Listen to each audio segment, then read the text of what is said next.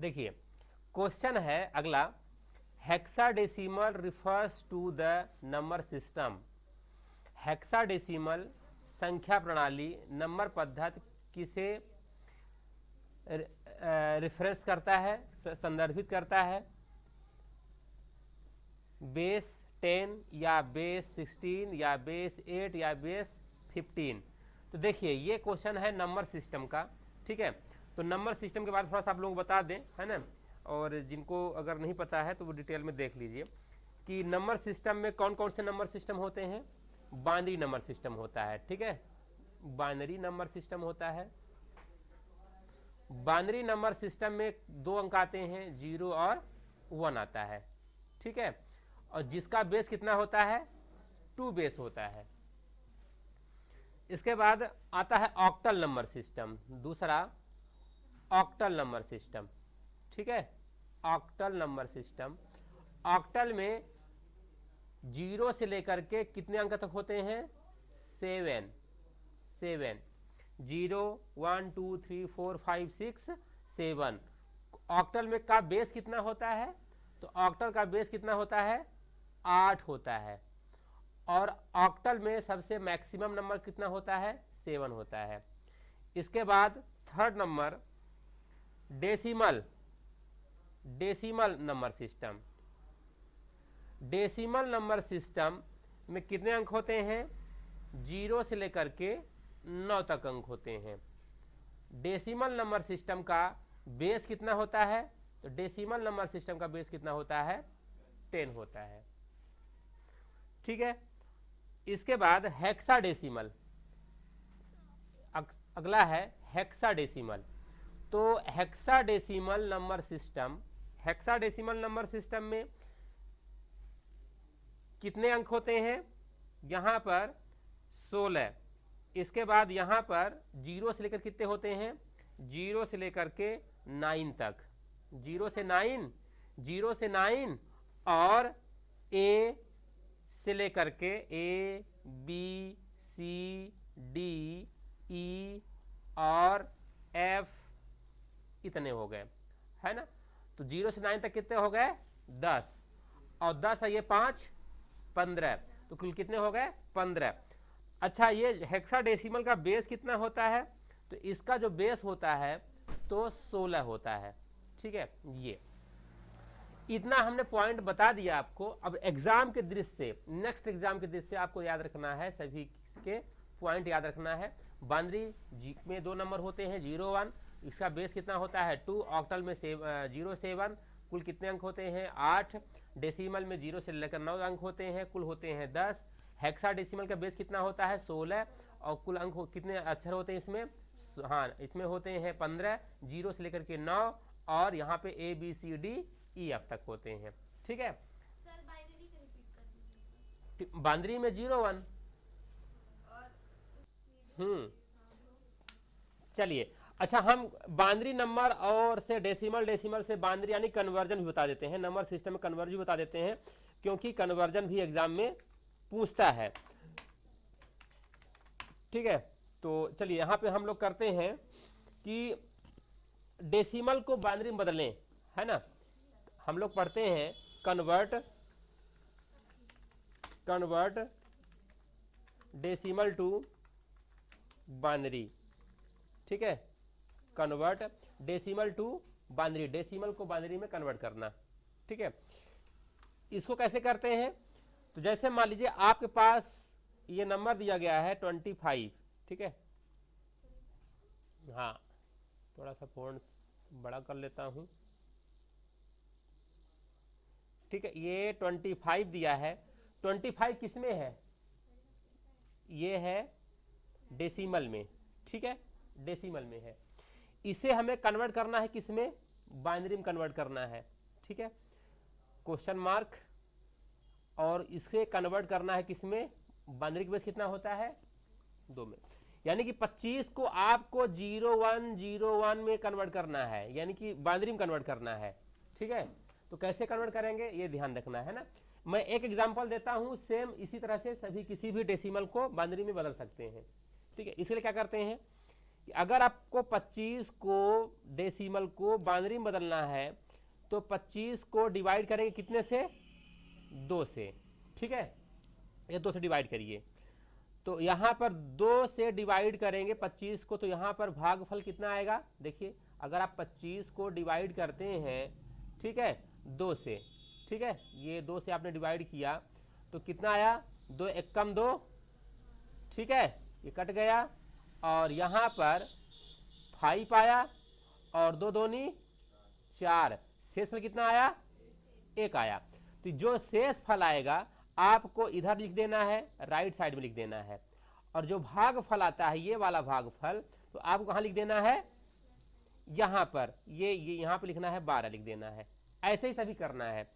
इसी तरह से फिर से 2 से भाग देंगे 12 को, ठीक है, तो कितना आया भागफल, 2 छक्का 12, तो यहाँ पर कितना आ गया, 6 आ गया, शेष में कितना आ रहा है, 0 आ रहा है। इसके बाद फिर से 2 से भाग देना है, ठीक है, तो कितना आएगा, 2 तिहाई 6, शेष में कितना आया, 0 आया। फिर 2 से भाग करेंगे 3 को, तो यहाँ पे 3 को भाग दीजिए 2 से, तो कितना आएगा, 2 एकम 2, शेष में कितना आया, 1 आया, ठीक है ना। अब इतना आ गया तो आपको इस नंबर को नीचे से ऊपर की ओर क्या कर लेना है, लिख लेना है। मतलब कैसे हो जाएगा कि 1, ये वाला 1 1 0 0 और 1, इस तरह से ये बाइनरी नंबर सिस्टम कहलाया। और ये किसका कहलाया, 25 डेसिमल का बाइनरी नंबर आपका होगा ये, ठीक है, ये कहलाया। राइट आंसर आपका क्या होगा यहाँ पर, ये। ऐसे ही किसी भी अंक का बाइनरी नंबर पूछ दे, है ना, जैसे मान लीजिए पूछ दिया कि बताइए कि 35 का बाइनरी कितना होगा डेसिमल का, तो निकाल सकते हैं, किसी भी अंक का निकाल सकते हैं, सेम प्रक्रिया रहेगी, ठीक है, ये आपको देख लेना है।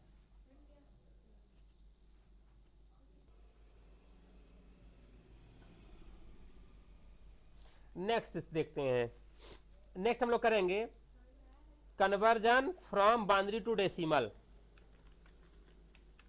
Conversion from binary to decimal, ठीक है, हाँ, ठीक है।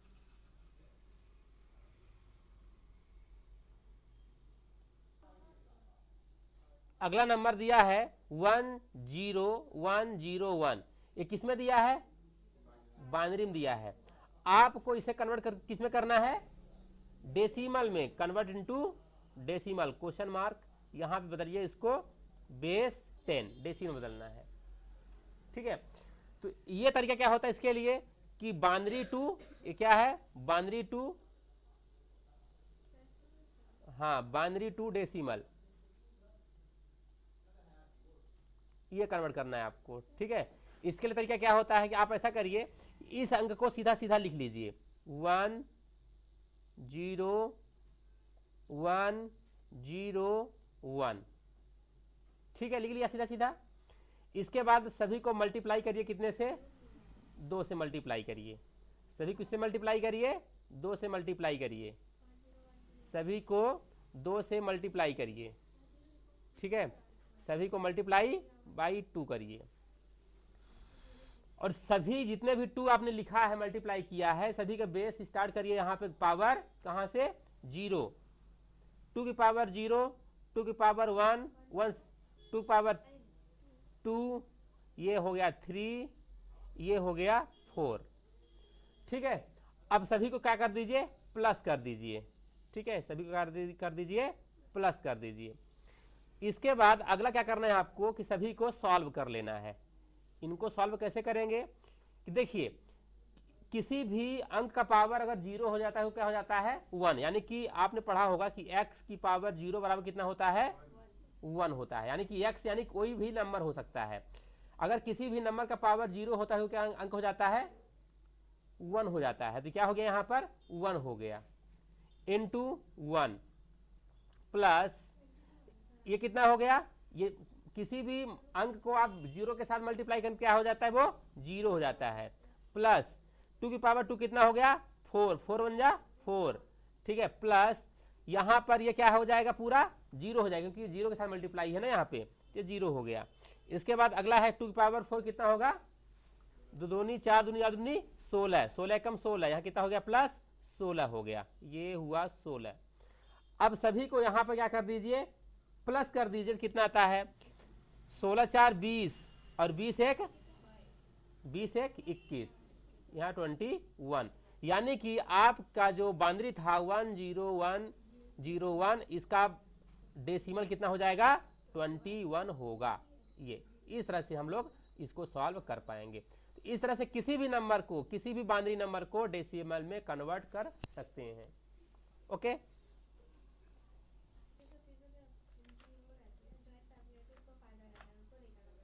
चलिए नेक्स्ट करते हैं। ठीक है, अगला हम लोग सीखेंगे हाँ डेसिमल टू ऑक्टल कन्वर्जन। ठीक है, अगला हम लोग पढ़ने वाले हैं डेसिमल टू ऑक्टल कन्वर्जन। ठीक है, decimal to octal conversion. Okay,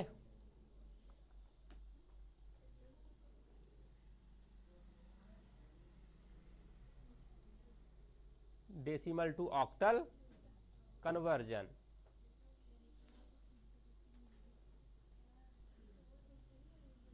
okay, तो इसमें क्या करेंगे, जैसे मान लीजिए हमने कोई अंक ले लिया, सपोज करिए कि आपने अंक ले लिया 828। ठीक है, 828। ठीक है, 828 ये किसमें है, ये मान लीजिए है डेसिमल में। ठीक है, और इसको हम क्या करेंगे, कन्वर्ट करेंगे ऑक्टल में, क्वेश्चन मार्क, इसे बदलना है हमें किसमें, ऑक्टल में। ठीक है, ये इसे बदलना है ऑक्टल में। तो इसके लिए प्रोसेस क्या होगी, देखिए जिस तरह से डेसिमल को कहां पर, ये क्वेश्चन मार्क था यहाँ पे। ठीक है, हाँ, तो जिस तरह से आपने डेसिमल को बदला था किसमें, बाइनरी में, बाइनरी बदलने के लिए 2 से भाग करके शेषफल लिखते थे, उसी तरह से हम क्या करेंगे कि 828 को डेसिमल को डिवाइड करेंगे कितने से, ऑक्टल बदलने के लिए 8 से डिवाइड करेंगे। ठीक है, और इसको भाग दीजिएगा, और भागफल जो भी आएगा कहां लिखेंगे, भागफल आपको लिखना है यहां पे लिखना है, और जो भी शेषफल आ रहा है इसका, शेषफल कितना आ रहा है इसका, कितना आएगा 4। ठीक है, ये लिखना है, शेषफल लिखना है आपको, यहां पे लिखना है। ठीक है, ये इसके बाद फिर से 8 से डिवाइड करेंगे, तो 8 कम 8 8 दूनी 16, भागफल कितना आएगा 12, शेषफल कितना आएगा इसका 7। ठीक है, इसके बाद अगला फिर 8 से हम भाग देंगे। ठीक है, तो 8 कम 8 8 4 12, शेषफल कितना रहा यहां पर 4 आया। ठीक है, इसके बाद फिर यहां से हम क्या करेंगे, फिर से भाग देंगे।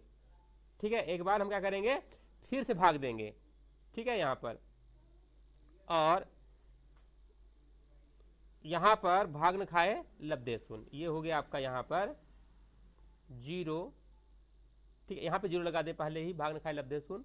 ठीक है, तो यहां पर आपका आ जाएगा 1 0 1।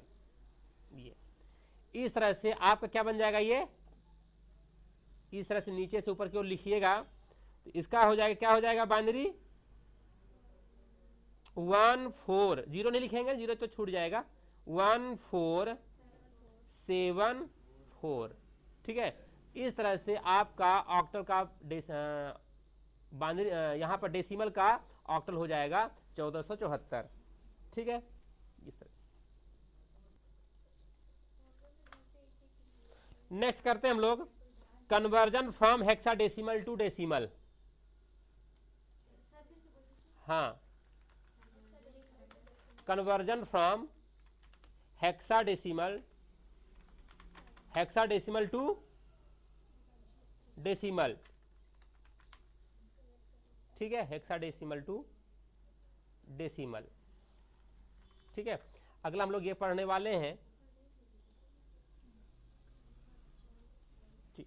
इसके लिए क्या करेंगे, जैसे मान लीजिए 124 है, ठीक है, 124 अंक दिया है, ये है किसमें, हेक्साडेसिमल में। इसे कन्वर्ट करना है आपको किसमें, 16 है ना सर? हाँ डेसिमल बदलना है, 16 है ये, क्वेश्चन मार्क डेसिमल, ठीक है, इसे बदलना है क्वेश्चन मार्क, ठीक है। तो हेक्साडेसिमल को बदलना है डेसिमल में। तो हाँ, इसके लिए क्या करेंगे हम, पहले ये अंक सीधे सीधे लिख लेंगे, 1 1 2 4।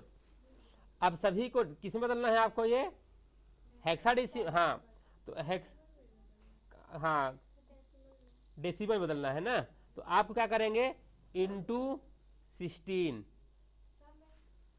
हाँ सभी में 16 क्या कर देंगे, गुणा कर देंगे, सभी में क्या कर देंगे, 16 का गुणा कर देंगे, और सभी का पावर कहाँ शुरू करेंगे, 0 से, 0 1 2, ठीक है, इतना हो गया। अब सभी क्या कर देंगे, आपस में प्लस कर देंगे। अब यहाँ पे किसी भी अंक का पावर 0 क्या हो जाता है, वो अंक 1 हो जाता है, तो 4 1 जा 4, ये कितना हो गया आपका, 4 हो गया, ये 4 हो गया, इधर प्लस ये 16 दूना, ये हो गया आपका 32 हो गया, प्लस 16 इंटू 16 कितना हो जाएगा, 256 हो गया, ठीक है, 256। अब सभी को आप क्या कर दीजिए, प्लस कर दीजिए, कितना आएगा, 292, 292। तो 292 क्या आया, ये डेसिमल, क्या आएगा, ये डेसिमल में आया, ठीक है। इस तरह से 124 हेक्साडेसिमल का जो डेसिमल होगा तो 192 होगा, ठीक है, 292 292 आएगा, ठीक है। तो यहाँ पर नंबर सिस्टम से रिलेटेड हमने कुछ चीज़ों को बता दिया है, और नेक्स्ट टाइम और भी टॉपिक अगर आते हैं नंबर सिस्टम से उसको हम कवर करेंगे। बट यहाँ पर क्वेश्चन, इस क्वेश्चन के अकॉर्डिंग आंसर क्या हो जाएगा, binary number system, binary number system, इसमें बाइनरी नंबर सिस्टम के संदर्भ में हेक्साडेसिमल का बेस कितना होता है, 16, इसका राइट आंसर हो जाएगा 16 हो जाएगा। चलिए नेक्स्ट क्वेश्चन की ओर चलते हैं। हाँ, अगला क्वेश्चन है, which of the following is a network topology type. अब नेटवर्क टोपोलॉजी क्या होता है, नेटवर्क टोपोलॉजी के कौन कौन से प्रकार होते हैं, ये हमें देखना है, ठीक है। तो यहाँ पे देखिए, ट्री लिया है, बेंच दिया है, डेस्क दिया है, चेयर दिया है। तो ये नेटवर्क क्या होता है, टोपोलॉजी क्या होता है, इसके बारे में हम लोग जानकारी प्राप्त करते हैं। देखिए, नेटवर्क क्या होता है, जब 2 या 2 से अधिक कंप्यूटर आपस में क्या हो जाते हैं, कनेक्टेड हो जाते हैं किसी भी माध्यम से, किसी भी मीडियम से, किसी भी माध्यम से, जब 2 या 2 से अधिक कंप्यूटर आपस में जुड़े जाते हैं और डाटा का आदान प्रदान करते हैं, उसे हम क्या कहते हैं, कंप्यूटर नेटवर्क कहते हैं। अब कंप्यूटर नेटवर्क का जो स्ट्रक्चर बनता है, जैसे अगर मान लीजिए कि आपने ये कंप्यूटर ऐसे लिया, एक ठो कंप्यूटर आपने ये रख दिया, एक ठो कंप्यूटर आपने कहाँ रख दिया, यहाँ रख दिया, एक कंप्यूटर आपने यहाँ रख दिया, एक कंप्यूटर आपने यहाँ रख दिया, एक ठो बीच में जोड़ दिया, यहाँ पे हब जोड़ दिया, इसको आपने इससे जोड़ दिया, इसको इससे जोड़ दिया, इससे इससे जोड़ दिया, इससे इससे जोड़ दिया, ठीक है ना। अब 1 number computer, 2 number computer, 3 number computer, 4 number पांचवा क्या हो गया, हब हो गया, ठीक है ना। तो जो एक फॉर्म बन रहा है ना, ये एक डिजाइन बन रहा है, किसे डिजाइन बन रहा है, स्टार जैसा, तो क्या कहलाएगा, ये स्टार टोपोलॉजी कहलाएगा। तो टोपोलॉजी होती क्या है, जो अपने नेटवर्क पर कंप्यूटर लगे होते हैं, फिजिकल स्ट्रक्चर उनका, the physical structure of network is called topology, the physical structure of the network is called topology. Network का फिजिकल स्ट्रक्चर क्या कहलाता है, टोपोलॉजी कहलाता है। तो टोपोलॉजी कई प्रकार के होते हैं, तो उनको आइए डिटेल में देखते हैं कि टोपोलॉजी के और कौन कौन से प्रकार होते हैं। तो जो टोपोलॉजी होता है, बस टोपोलॉजी में फर्स्ट टोपोलॉजी बस टोपोलॉजी। तो बस टोपोलॉजी क्या होता है, यह एक सरल प्रकार की टोपोलॉजी है जिसमें सभी डिवाइस एक मुख्य केबल से जुड़े होते हैं। देखिए यहाँ पे जो आपको ब्लू वाली पट्टी दिखाई दे रही है, ये मुख्य केबल होती है, जिसे हम मुख्य केबल को बैकबोन केबल कहते हैं। तो बस टोपोलॉजी में एक मुख्य केबल बैकबोन केबल होती है, और एक बस के फॉर्मेट में सभी डिवाइसेस आपस में क्या होते हैं, कनेक्टेड होते हैं। इसे क्या कहते हैं, बस टोपोलॉजी, ठीक है। तो इसमें इसका नुकसान क्या है, बस टोपोलॉजी का नुकसान ये है कि अगर बैकबोन केबल अगर खराब हो जाती है ना, तो बाकी नेटवर्किंग खराब हो जाएगी, ठीक है। अगर आप मान लीजिए यहाँ पे डाटा आप भेजना चाहते हैं, यहाँ से इसको भेजना चाहते हैं, तो बैक बोन केबल अगर खराब हो गई तो डाटा ट्रांसफर नहीं हो पाता, ठीक है। तो इसमें यह है कि फायदे क्या है इसके बैकबोन केबल के, तो कम लागत की स्थापना, यानी कि इसको इस्टेब्लिश करने के लिए बस टोपोलॉजी को कम लागत लगता है और केबल की आवश्यकता कम होती है, ठीक है। और आसानी से इसे हम एक्सटेंड कर सकते हैं, बढ़ा सकते हैं। अगर आपको एक्स्ट्रा कंप्यूटर इसमें बढ़ाना हो तो आसानी से बढ़ा सकते हैं, ठीक है। ये बस टोपोलॉजी है। इसका नुकसान क्या है बस टोपोलॉजी के? इसका नुकसान ये है कि अगर ये वाली केबल बैकबोन, मुख्य केबल जिसे कहते हैं बैकबोन केबल, अगर ये खराब हो जाए तो पूरा नेटवर्क क्या हो जाता है, बंद हो जाता है, ठीक है। और इसमें केबल लंबाई और डिवाइस की संख्या क्या होती है, सीमित होती है। अगर इसमें ज़्यादा अगर ट्रैफिक बढ़ गया ना, अगर ज़्यादा नंबर ऑफ सिस्टम अगर आप लगाते हैं तो नेटवर्क की स्पीड क्या हो जाती है, कम हो जाती है, ठीक है। बस टोपोलॉजी का ये क्या है, डिसएडवांटेज है, ठीक है। अगला क्या है, स्टार टोपोलॉजी, ठीक है। तो स्टार टोपोलॉजी में क्या होता है, यहाँ पर ये आप जो देख रहे हैं ये क्या है, स्टार टोपोलॉजी का यहाँ पर डायग्राम दिखाई दे रहा है। स्टार टोपोलॉजी में क्या होता है कि एक मुख्य कंप्यूटर होता है यहाँ पे, बाकी आपस में डिवाइसेस क्या होते हैं, कनेक्टेड होते हैं। इसका फायदा ये होता है कि अगर एक डिवाइस खराब हो गई मान लीजिए, तो बाकी नेटवर्क ठप नहीं होता, बाकी नेटवर्किंग चलती रहेगी। लेकिन नुकसान ये है कि अगर इसका हब ही खराब हो गया, क्योंकि हब क्या करता है कि डाटा को ब्रॉडकास्ट यहीं से करता है, सभी सिस्टम के लिए इंफॉर्मेशन भेजता है, डाटा भेजता है। अगर आपका ये हब ही खराब हो गया तो बाकी सभी नेटवर्किंग ठप हो जाती है, इसका ये डिसएडवांटेज है। तो आइए यहाँ पे देखते हैं कुछ इंपॉर्टेंट फैक्ट कि इसमें सभी डिवाइसेस से केंद्रीय हब या स्विच से जुड़ी होती है, यानी कि जो जितने भी डिवाइसेस जुड़े होते हैं ये सभी किससे जुड़े होते हैं, कि हब या केंद्रीय डिवाइस या स्विच या हब से जुड़े होते हैं। इसका फायदा यह होता है कि समस्या निवारण और विस्तार करना आसान होता है। अगर कोई प्रॉब्लम आ रही है तो उसको आप डिटेक्ट आसानी से कर सकते हैं और एक्सटेंड कर सकते हैं, यानी कि एक्स्ट्रा कंप्यूटर आसानी से इसमें जोड़ सकते हैं, ठीक है। और इसका फायदा क्या होता है कि प्रदर्शन तेज और विश्वसनीय रिलायबल होता है और प्रदर्शन इसका तेज होता है। नुकसान क्या होता है इसका कि हब खराब होने पर पूरा नेटवर्क फेल हो जाता है और अन्य टोपोलॉजी की तुलना में अधिक केबल की आवश्यकता पड़ती है इसमें, ठीक है। और इसका स्थापना करना क्या होता है, अधिक लागत की आवश्यकता पड़ती है, स्थापना लागत अधिक होती है कि इसको कॉन्फ़िगर करने में और इसको इस्टेब्लिश करने में ज़्यादा लागत लगती है, ठीक है। रिंग टोपोलॉजी क्या होता है, तो रिंग टोपोलॉजी में क्या होता है कि एक सर्कल फॉर्मेट में कंप्यूटर आपस में, तो रिंग टोपोलॉजी आप यहाँ पे देख रहे हैं जैसा कि रिंग टोपोलॉजी में क्या है यहाँ पर कि ये सभी कंप्यूटर एक दूसरे के निकट कम से कम दो सिस्टम से जुड़े हुए हैं। ये वाला कंप्यूटर अपने लेफ्ट राइट से जुड़ा हुआ है दो कंप्यूटर से, ये वाला अपने लेफ्ट राइट से दो कंप्यूटर जुड़ा हुआ है, आपस में सर्कल फॉर्मेट में जुड़े होते हैं। इसमें डिवाइस एक रिंग की तरह आपस में जुड़े होते हैं। इसका फायदा ये है कि डाटा प्रवाह व्यवस्थित और सटीक होता है, इसमें कोई कोलाइजन नहीं होता। कोलाइजन मतलब क्या होता है, डाटा का टकराव, ठीक है, कोलाइजन नहीं होता है। और प्रत्येक डिवाइस समान रूप से डाटा भेज सकता है, जितनी स्पीड इसकी होगी उतनी स्पीड इसकी होगी, समान रूप से डाटा एक दूसरे को भेज सकते हैं। नुकसान क्या होता है कि अगर एक डिवाइस या कनेक्शन खराब होने पर पूरा नेटवर्क प्रभावित हो जाता है। अगर एक डिवाइस खराब हुआ तो पूरा नेटवर्क प्रभावित हो जाता है। इसका समस्या निवारण क्या होता है, कठिन होता है थोड़ा सा, और प्रदर्शन क्या हो जाता है, धीमा हो जाता है अगर सिस्टम एक्सटेंड करते हैं तो। अगला क्या है, मैश टोपोलॉजी।